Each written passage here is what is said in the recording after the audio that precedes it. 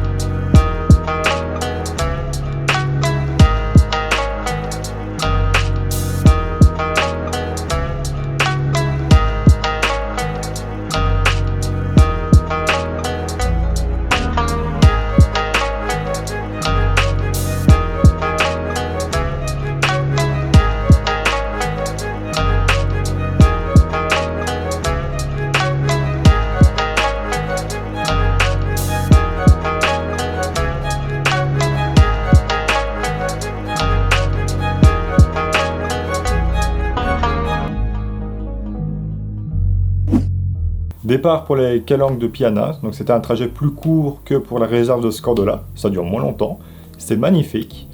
Et lorsque nous sommes rentrés à Porto et qu'on a repris la voiture, on a profité pour faire quelques arrêts aux alentours des calanques en repassant sur la route pour rentrer à notre hôtel.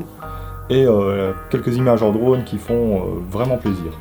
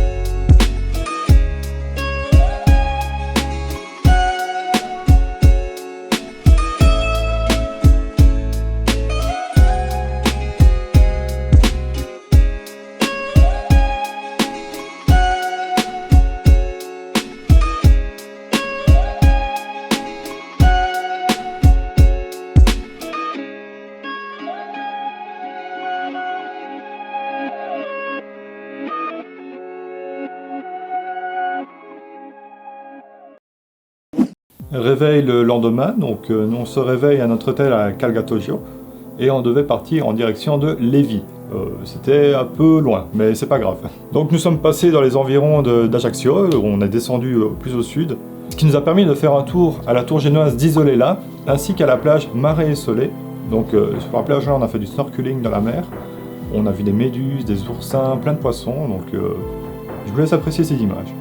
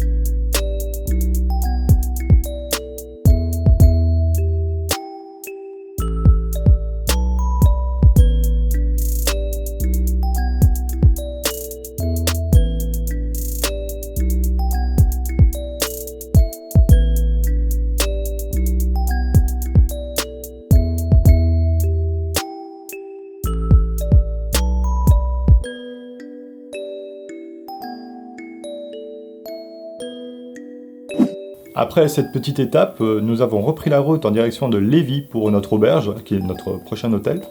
Donc l'auberge à Pinata. C'était un endroit pour moi exceptionnel, vraiment charmant, très calme, très reposant, avec une piscine intérieure, un hammam. C'était en demi-pension, donc on mangeait le matin là-bas ainsi que le soir.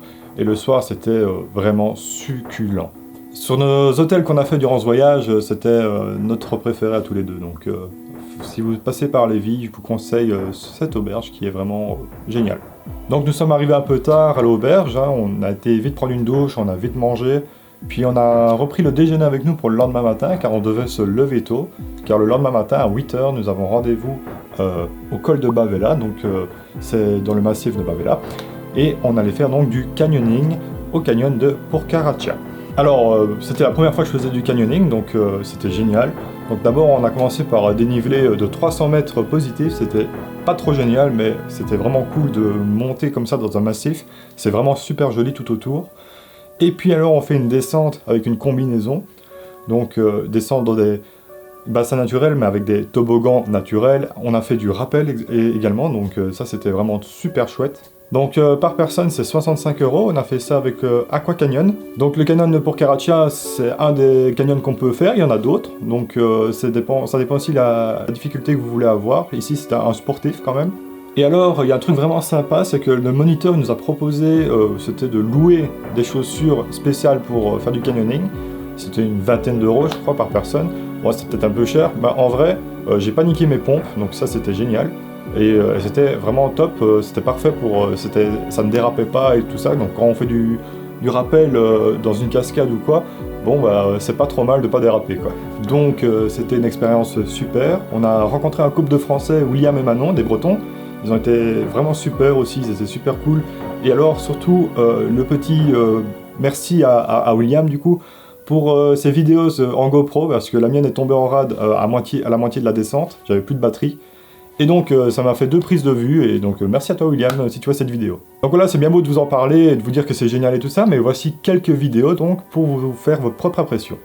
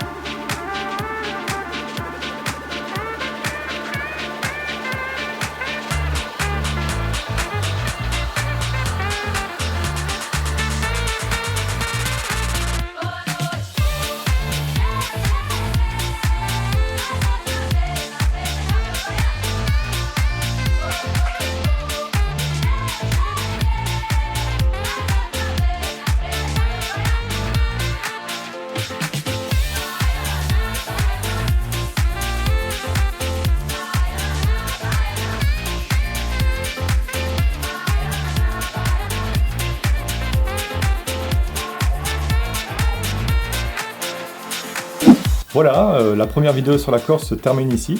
Pour la suite, on partira plutôt en direction de Porto Vecchio, où on a fait de la plongée, ça c'est un petit teasing. Donc vous pouvez me retrouver sur Facebook, sur Instagram, mais également ici, donc n'hésitez pas à vous abonner. Et n'hésitez pas à mettre en commentaire ce que vous avez pensé de la vidéo, ce qu'il faudrait améliorer. C'est toujours avec plaisir que je lis vos commentaires. Donc voilà, je vous dis à la prochaine, salut!